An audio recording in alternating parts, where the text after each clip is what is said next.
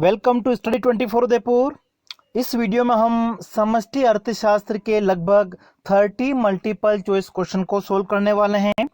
सबसे पहला प्रश्न देखिए, आईएस वक्र में कौन से चर संतुलन की स्थिति में होते हैं? जो आईएस वक्र हैं वो क्या प्रदर्शित करता है? ब्याज की दर और आय के विभिन्न स्तर जहां पे बचत और निवेश बराबर होते हैं। तो जो आईएस वक्र हैं संतुलन की स्थिति में क्या होगा? बचत और निवेश दोनों क्या होंगे? इक्वल होंगे, बराबर होंगे, आई इक्वल टू एस। तो यहाँ पे करेक्ट आंसर आपका हो जाएगा option D, A and B दोनों। ठीक है, इन्वेस्टमेंट और सेविंग, बचत और निवेश जो होते हैं वो दोनों क्या होंगे? संतुलन की स्थिति में होंगे। नेक्स्ट है, एलएम वक्र में कौन से चर संतुलन की स्थिति में होते हैं? तो देखिए, जो आईएस एलएम मॉडल है उसमें हमने आईएस वक्र के बारे में पढ़ा था, जो अर्थव्यवस्था के वास्तविक क्षेत्र से संबंधित हैं और जिसमें बचत और निवेश बराबर होते हैं। लेकिन जब हम एलएम वक्र की बात करते हैं तो एलएम वक्र जो है वो क्या दर्शाता है? ब्याज की दर और आय के विभिन्न स्तर जहां पे क्या होता है? मुद्रा की मांग और मुद्रा की जो पूर्ति है वो बराबर होती हैं। तो करेक्ट आंसर हो जाएगा ऑप्शन डी। ठीक है, मुद्रा की मांग और मुद्रा की पूर्ति दोनों क्या होते हैं? संतुलन की स्थिति में होते हैं एलएम वक्र के ऊपर। नेक्स्ट देखिए, आईएस वक्र निर्भर करता है। ठीक है, आईएस वक्र जो होता है वो इनमें से किसके ऊपर निर्भर करेगा? आईएस वक्र का जो आकार है, तो एक तो हो जाएगा ब्याज की दर, रेट ऑफ इंटरेस्ट, और दूसरा आय। ठीक है, जो गुणक से प्रभावित होगा, तो गुणक का आकार और ब्याज की दर ये दोनों प्रभावित करेंगे। करेक्ट आंसर हो जाएगा ऑप्शन सी। ठीक है, जो आईएस वक्र का आकार है वो किसके ऊपर निर्भर करता है? ब्याज की दर और गुणक के आकार दोनों के ऊपर निर्भर करेगा। नेक्स्ट है, करों में कमी से आईएस वक्र शिफ्ट होगा। ये आईएस वक्र है, अगर करों में कमी हो जाती है तो करों में कमी होने से जो आईएस वक्र है वो राइट वर्ड शिफ्ट हो जाएगा, दाईं ओर शिफ्ट होगा। करेक्ट आंसर हो जाएगा ऑप्शन ए। नेक्स्ट, सार्वजनिक व्यय में वृद्धि से आईएस वक्र बिल्कुल सेम। सार्वजनिक व्यय अगर बढ़ता है या करों में कमी हो जाती है तो जो आईएस वक्र है वो क्या होगा? राइटवर्ड, दाईं ओर शिफ्ट हो जाएगा। तो इसमें भी करेक्ट आंसर आपका हो जाएगा ऑप्शन ए। नेक्स्ट, मुद्रा आपूर्ति में कमी से एलएम वक्र शिफ्ट होगा। ठीक है, ये हमारा एलएम वक्र है और यदि मुद्रा की जो पूर्ति है कम हो जाती है तो मुद्रा की पूर्ति कम होने से क्या होगा? जो एलएम वक्र है वो लेफ्टवर्ड शिफ्ट हो जाएगा। ठीक है, मतलब बाईं ओर शिफ्ट हो जाएगा। करेक्ट आंसर क्या होगा? Option B. नेक्स्ट देखिए, आईएसएलएम मॉडल की एक सीमा है। ठीक है, आईएसएलएम मॉडल जो है वो क्या एक तरह से स्टैटिक नेचर का है, स्थितिक प्रकृति का है, ये इसकी सीमा हो जाएगी। जबकि खुला मॉडल तो नहीं है क्योंकि इसमें बंद अर्थव्यवस्था की कल्पना की गई है। ठीक है, और कीमत जो है वो एक तरह से क्या है? एंडोजीनियस वेरिएबल है, कीमत बहिर्जार तत्व नहीं है। तो आईएसएलएम मॉडल की सीमा क्या है? इसकी जो प्रकृति है वो क्या है? स्थितिक है, स्टैटिक है। नेक्स्ट, खुली अर्थव्यवस्था के लिए आईएसएलएम मॉडल किसने विकसित किया? देखिए, ओरिजिनल आईएसएलएम मॉडल की बात कर रहे हैं। ठीक है, हिक्स और हैंसन के द्वारा जिसे विकसित किया गया था, जो बंद अर्थव्यवस्था से संबंधित था। लेकिन खुली अर्थव्यवस्था के लिए जो आईएसएलएम मॉडल का विस्तार किया गया था वो किसके द्वारा किया गया था? मुंडेल फ्लेमिंग के द्वारा। तो करेक्ट आंसर हो जाएगा ऑप्शन ए। मुंडेल फ्लेमिंग ने क्या किया था? खुली अर्थव्यवस्था के लिए आईएसएलएम मॉडल जो है इसका विस्तार किया था और इसमें आईएस, एलएम और बैलेंस ऑफ पेमेंट को भी उन्होंने सम्मिलित किया था। नेक्स्ट है, खुली अर्थव्यवस्था में आईएसएलएम मॉडल को कौन से वक्र को शामिल किया गया? कौन से वक्र को शामिल किया गया खुली अर्थव्यवस्था? अभी हमने देखा था कि जो बैलेंस ऑफ पेमेंट वक्र हैं, बीपी वक्र हम कह सकते हैं, या बीओपी कर्व जो हैं, बैलेंस ऑफ पेमेंट, जो भुगतान संतुलन वक्र हैं, उसको सम्मिलित किया गया। तो इसमें तीन वक्र हो गए, फर्स्ट आपका बैलेंस ऑफ पेमेंट हो गया क्योंकि खुली अर्थव्यवस्था है, दूसरा हो गया आईएस वक्र और तीसरा हो गया एलएम वक्र। तो खुली अर्थव्यवस्था का जो आईएस एलएम मॉडल है उसमें क्या किया गया, जो भुगतान शेष बैलेंस ऑफ पेमेंट कर्व है उसको सम्मिलित किया गया है। नेक्स्ट है बैलेंस ऑफ पेमेंट बीपी वक्र के ऊपर भुगतान संतुलन होता है। ठीक है, देखिए जब हमारा बैलेंस ऑफ पेमेंट इस प्रकार का अगर कर्व बनता है एक्स अक्ष के समानांतर, जब पूर्ण पूंजी गतिशीलता की स्थिति होती है स्थिर विनिमय दर की स्थिति में, तो बीपी कर्व जो हमारा है बैलेंस ऑफ पेमेंट कर्व वो क्या होगा, एक्स एक्सिस के पैरेलल होगा। और इसके ऊपर वाला जो भाग है वो क्या दर्शाएगा, जो बैलेंस ऑफ पेमेंट है वो सरप्लस है। तो यहाँ पे आपका आंसर हो जाएगा ऑप्शन ए। और बैलेंस ऑफ पेमेंट्स अगर नीचे की तरफ है तो वो क्या दर्शाएगा, घाटे को प्रदर्शित करेगा। नेक्स्ट है पूंजी की अगतिशीलता की स्थिति में बीपी वक्र का आकार क्या होगा। ठीक है, बीपी वक्र कह दे या इसको हम बैलेंस ऑफ पेमेंट बीओपी वक्र कह सकते हैं। तो जब क्या है जो कैपिटल मोबिलिटी है वो जीरो है या बिल्कुल नहीं है, इसका मतलब जब पूंजी की अगतिशीलता होती है तो ऐसी स्थिति में जो बैलेंस ऑफ पेमेंट कर्व है उसका आकार कैसा होगा, वाई अक्ष के समानांतर होगा, जिसको हम क्या कहते हैं, वर्टिकल। और पूंजी की अगर पूर्ण गतिशीलता है तो पूर्ण गतिशीलता परफेक्ट मोबिलिटी की जो कंडीशन है उसमें इसका आकार कैसा होगा, एक्स एक्सिस के पैरेलल होगा। नेक्स्ट देखिए उच्च पूंजी गतिशीलता हो तो बीपी वक्र का आकार कैसा होगा। ठीक है, उच्च पूंजी गतिशीलता या हम कह सकते हैं पूर्ण पूंजी अगर गतिशीलता है तो ऐसी स्थिति में बैलेंस ऑफ पेमेंट कर्व जो है उसका आकार कैसा होगा, एक्स एक्सिस के पैरेलल होगा। तो यहाँ पे आपका जो करेक्ट आंसर हो जाएगा उसको हम कहेंगे ऑप्शन डी। ठीक है, बीपी कर्व जो है वो पैरेलल या हॉरिजॉन्टल होगा, क्षैतिज आकार का होगा। नेक्स्ट है लोचशील विनिमय दर प्रणाली में कौन सी नीति प्रयोग की जाएगी। फ्लेक्सिबल एक्सचेंज रेट सिस्टम अगर है तो ऐसी कंडीशन में किस प्रकार की नीति का प्रयोग करना लाभदायक होगा। तो इस कंडीशन में अगर हम देखें तो जो मौद्रिक नीति है, किस प्रकार की मौद्रिक नीति, एक्सपांशनरी। ठीक है, जो विस्तारक राजकोषीय नीति जिसको हम विस्तारक जिसको हम मौद्रिक नीति कह सकते हैं वो ज्यादा प्रभावशाली होगी। तो करेक्ट आंसर हो जाएगा ऑप्शन सी। अगर स्थिर विनिमय दर प्रणाली होती है, ठीक है, यहाँ पे क्या लिखा हो देखिए, फ्लेक्सिबल एक्सचेंज रेट सिस्टम अगर है, अगर फिक्स्ड एक्सचेंज रेट सिस्टम है तो वहां पे क्या होता है, विस्तारक राजकोषीय नीति ज्यादा प्रभावी होगी। लेकिन फ्लेक्सिबल एक्सचेंज सिस्टम की अगर हम बात करेंगे तो वहां पे एक्सपांशनरी मॉनेटरी पॉलिसी, विस्तारित मौद्रिक नीति जो है वो ज्यादा प्रभावी होगी।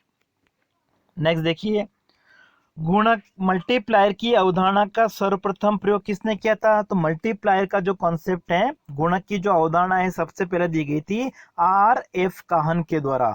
और आर एफ काहन के द्वारा जो गुणक प्रतिपादित किया गया था उसको हम क्या कहते हैं, रोजगार गुणक कहते हैं, एम्प्लॉयमेंट मल्टीप्लायर कहते हैं।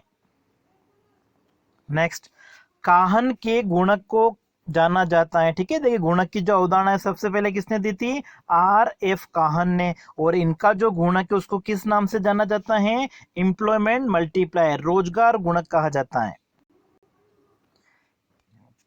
किन्स के गुणक को जाना जाता है, किन्स का जो गुणक है वो कौन सा है, इन्वेस्टमेंट मल्टीप्लायर है, ऑप्शन ए। नेक्स्ट है विदेशी व्यापार गुणक, फॉरेन ट्रेड मल्टीप्लायर को हम क्या कह सकते हैं, एक्सपोर्ट मल्टीप्लायर कह सकते हैं, निर्यात गुणक कह सकते हैं, ऑप्शन डी। नेक्स्ट देखिए निवेश गुणक किसमें परिवर्तन के फलस्वरूप आय में परिवर्तन को मापता है। देखिए इसका फॉर्मूला होता है K equal to delta Y upon delta I. इसका मतलब क्या हुआ, निवेश में परिवर्तन होने से आय में जो परिवर्तन होता है उसका माप करता है निवेश गुणक। तो करेक्ट आंसर हो जाएगा ऑप्शन डी। जो निवेश गुणक है वो क्या मापता है, निवेश में परिवर्तन से आय में कितना परिवर्तन होता है। नेक्स्ट, वैल्यू ऑफ मनी, मुद्रा का मूल्य होता है कीमत स्तर के साथ में विपरीत रूप से संबंधित या प्रत्यक्ष रूप से संबंधित या कीमत स्तर से इसका कोई संबंध नहीं होता है। तो देखिए, जब कीमत स्तर बढ़ता है इसका मतलब क्या हो गया, मुद्रा की जो क्रय शक्ति है वो कम हो जाती है कीमतों के बढ़ने से, और मुद्रा की क्रय शक्ति कम होने का मतलब ये हो गया कि मुद्रा का जो मूल्य है, वैल्यू है, वो क्या हो गई है, कम हो गई है। इसका मतलब क्या हो गया, कीमत स्तर और मुद्रा के मूल्य में कैसा संबंध होता है, विपरीत संबंध होता है, इनवर्स रिलेशन होता है। तो करेक्ट आंसर यहाँ पे हो जाएगा ऑप्शन ए। नेक्स्ट, आधुनिक अर्थशास्त्र के अनुसार मुद्रा का प्राथमिक कार्य, ठीक है, मुद्रा का जो प्राथमिक कार्य वो क्या है, मेजरमेंट ऑफ वैल्यू एक तो, और दूसरा मीडियम ऑफ एक्सचेंज, विनिमय का माध्यम और मूल्य का मापक। तो यहाँ पे अगर हम देखें तो करेक्ट आंसर आपका हो जाएगा ऑप्शन बी होना चाहिए, ठीक है, विनिमय का माध्यम। नेक्स्ट देखिए, सी अपॉन वाई को हम कैसे परिभाषित कर सकते हैं, ठीक है, सी का मतलब क्या है, उपभोग, और उपभोग में अगर हम आय का डिवाइड करेंगे, भाग देंगे, तो हमारे पास में क्या आ जाएगा, APC, ठीक है, औसत उपभोग प्रवृत्ति। तो करेक्ट आंसर हो जाएगा ऑप्शन ए। और यहां पर अगर आपका होता delta C upon delta Y, तो हमारे पास में क्या जाएगा, MPC। नेक्स्ट देखिए, किन्स की पुस्तक द जनरल थ्योरी कब प्रकाशित हुई थी, विश्व में जब मंदी की स्थिति आई थी 1929-33 में।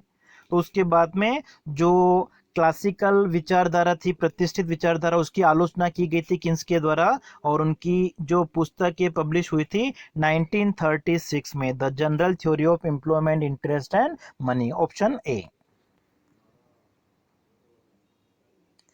नेक्स्ट है, से का बाजार नियम कहता है, ठीक है, से का जो बाजार नियम है वो क्या कहता है, अर्थव्यवस्था में जितना भी उत्पादन होता है, पूर्ति होती है, वो अपनी मांग स्वयं बना लेती हैं, पूर्ति अपनी मांग स्वयं बनाती हैं। तो करेक्ट आंसर हो जाएगा option B, supply creates own demand. Next देखिए, मजदूरी एवं कीमतों में तुरंत समायोजन नहीं होता है, ठीक है, इसका मतलब क्या हो गया कि मजदूरी और कीमत जो है वो एक तरह से लोचशील, तुरंत समायोजन नहीं होता है, ये किसका मानना था।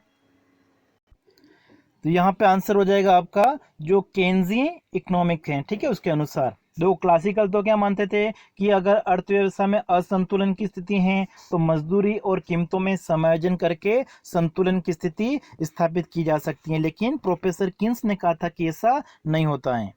नेक्स्ट देखिए, प्रतिष्ठित अर्थशास्त्रियों के अनुसार मुद्रा क्या है, तो प्रतिष्ठित अर्थशास्त्रियों का क्या मानना था कि जो मुद्रा है वो एक तरह से क्या करती हैं, केवल विनिमय के माध्यम के रूप में प्रयोग की जाती है, ठीक है, मुद्रा का जो कार्य उन्होंने बताया था वो क्या बताया था, मुद्रा का प्रमुख कार्य होता है विनिमय के माध्यम के रूप में उसका प्रयोग करना। नेक्स्ट देखिए, अन्य बातें समान रहने पर स्वायत्त मुद्रा पूर्ति में वृद्धि होने पर LM वक्र शिफ्ट होगा, ठीक है, ये आपका LM वक्र है। और अगर मुद्रा की पूर्ति बढ़ जाती है तो मुद्रा की पूर्ति बढ़ने से जो LM वक्र है वो दाईं ओर शिफ्ट हो जाएगा, ठीक है, राइट वर्ड, हिंदी में थोड़ा चेंज कर लेना, यहाँ पे बाईं ओर नहीं है, ठीक है, ये हो गया आपका राइट वर्ड को हिंदी में कहते हैं दाईं ओर, और लेफ्ट वर्ड को कहते हैं बाईं ओर। तो मुद्रा की पूर्ति जब बढ़ेगी तो जो LM वक्र है वो क्या होगा, राइट वर्ड, दाईं ओर शिफ्ट हो जाएगा। नेक्स्ट देखिए, LM वक्र का पूर्णतया लोचदार भाग दर्शाता है, LM वक्र ये हमारा है, इसमें अगर हम देखें ये पूर्णतया लोचदार भाग है, ठीक है, परफेक्टली इलास्टिक है। तो ये जो वाला सेगमेंट है वो क्या दर्शाता है, केंजी रेंज को दर्शाता है। करेक्ट आंसर हो जाएगा ऑप्शन ए। फिर बीच वाला जो ये भाग है वो क्या है, इंटरमीडिएट, ठीक है, मध्यवर्ती रेंज है इसको कहते हैं। और लास्ट में ये वाला जो पार्ट है इसको हम कहते हैं प्रतिष्ठित रेंज कहते हैं, क्लासिकल रेंज कहते हैं। तो एलएम वक्र का जो पूर्णतया लोचदार वाला भाग है परफेक्ट इलास्टिक, वो दर्शाएगा केन्जियन रेंज को। नेक्स्ट देखिए, प्रतिष्ठित रेंज में कौन सी नीति प्रभावी होगी। ठीक है, एलएम वक्र का आकार अभी हमने देखा था, इस आकार का जैसे बनता है। तो ये जो क्लासिकल रेंज है, प्रतिष्ठित रेंज इसको हम कहते हैं। तो प्रतिष्ठित रेंज जो है उसमें क्या होगा, मौद्रिक नीति, ठीक है, जो मॉनेटरी पॉलिसी है वो प्रभावी होती हैं। जबकि किन्स की जो ये रेंज है, केंजी रेंज जिसको हम कहते हैं, उसमें एक तरह से क्या होता है, राजकोषीय नीति जो है वो प्रभावी होती है। तो यहाँ पे पूछा हुआ है प्रतिष्ठित रेंज में कौन सी नीति प्रभावी होगी, मौद्रिक नीति, ऑप्शन ए। नेक्स्ट है, निम्न में से केंजी रेंज में कौन सी नीति प्रभावी होगी। ठीक है, केंजी ने जो है उसमें क्या होगा, फिस्कल पॉलिसी, राजकोषीय नीति जो है वो प्रभावी होगी। और केंजी जो रेंज है उसमें एलएम वक्र का जो शेप है, आकार है, वो कैसा होता है, परफेक्टली इलास्टिक होता है, मतलब एक्स एक्सिस के पैरेलल होता है। तो राजकोषीय नीति जो है वो प्रभावी होगी।